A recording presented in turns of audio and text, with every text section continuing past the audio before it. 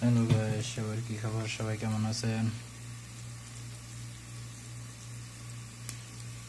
এখানে পেঁয়াজ বোনা করতেছি। আজকে খাসির কলিজা পাক করব। পেঁয়াজগুলো একটু লাল হয়ে আসছে, এখন দিয়ে দিব হলুদ মশলা, মিক্স মশলা 1 চামচ 2 চামচ মিক্স মশলা দিয়ে দিলাম।